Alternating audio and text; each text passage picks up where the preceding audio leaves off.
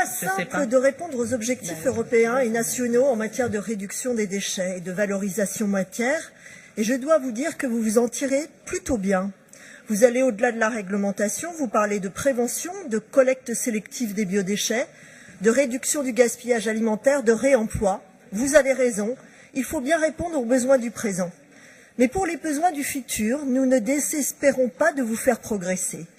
Votre plan est calé sur une prévision de croissance de plus 1,7% par an. Plus 1,7%. Chaque année, nous produisons plus de biens matériels, plus d'énergie fossile sortie du sol, nous rajoutons plus de camions sur les routes pour collecter les déchets, plus d'énergie pour les incinérer.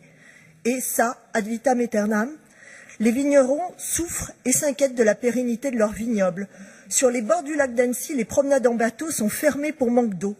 Le monde économique est d'ores et déjà touché par le changement climatique et ce PRPGD aurait pu nous éviter de foncer droit dans le mur. Les rapports du GIEC ont beau égrener des propos alarmistes, notre économie est totalement dopée à l'énergie et ce plan en est l'exemple. Fermerez-vous des incinérateurs pour limiter les problèmes de qualité de l'air que subissent impuissants nos concitoyens? Nous n'avons pas d'informations sur le sujet. Au contraire, vous prévoyez le développement de la filière de combustibles solides de récupération, ces déchets gorgés de métaux lourds et dioxines, dangereux pour la santé. Le coût exorbitant de leur incinération se retrouvera sur nos feuilles d'impôt. Et vous aurez bien du mal à atteindre dès lors les objectifs du plan régional en matière de recyclage et de réduction des déchets sur lesquels vous vous engagez. Vous nous faites rêver avec un plan d'économie circulaire, mais vous ne financez que des investissements. Mais pas d'investissement sans mise en réseau, sans concertation, sans ingénierie, sans montage de projets et sans remise en question des modèles économiques actuels. Bref, sans financement du fonctionnement.